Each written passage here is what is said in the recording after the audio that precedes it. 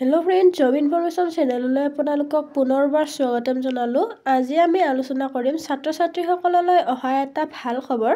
কাৰণ কোচিং চেণ্টাৰত যোনে ছাত্ৰ ছাত্ৰীয়ে নামভৰ্তি কৰিছিলে সেইসকলক স্কুটি প্ৰদান নকৰোঁ বুলি হিমন্ত বিশ্ব শৰ্মা ছাৰে কৈছিলে।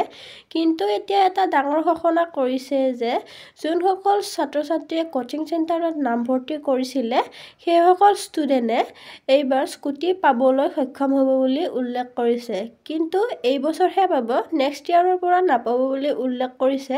আৰু কি ক'লে হিমন্ত বিশ্ব শৰ্মা ছাৰে আমি এইটো ভিডিঅ'ত জানিবলৈ চেষ্টা কৰিম। আৰু ভিডিঅ'টো ভাল লাগিলে লাইক কৰিব, কমেণ্ট কৰিব আৰু ছাবস্ক্ৰাইব কৰিবলৈ নাপাহৰিব। আহকচোন আমি ভিডিঅ'টো আৰম্ভ কৰোঁ। যিসকল ছাত্ৰ ছাত্ৰীয়ে এই বছৰ কোচিং চেণ্টাৰত নামভৰ্তি কৰিছিলে সেইসকলক স্কুটি প্ৰদান নকৰোঁ বুলি সিদ্ধান্ত লৈছিলে হিমন্ত বিশ্ব শৰ্মা ছাৰে।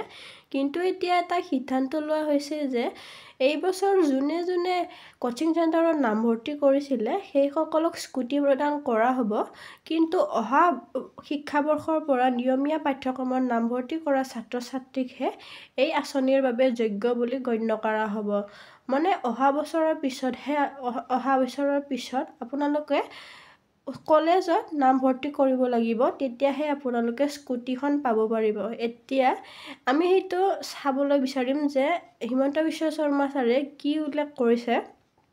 অসমৰ চৰকাৰে বিশেষ বিবেচনাৰে এই বৰ্ষৰ নিয়মীয়া পাঠ্যক্ৰমৰ উপৰি উচ্চতৰ মাধ্যমিক পৰীক্ষাত উত্তীৰ্ণ হোৱাৰ পাছত কোচিং চেণ্টাৰত নামভৰ্তি কৰাৰ যোগ্য ছাত্ৰ ছাত্ৰীকো স্কুটি প্ৰদান কৰাৰ সিদ্ধান্ত লৈছে।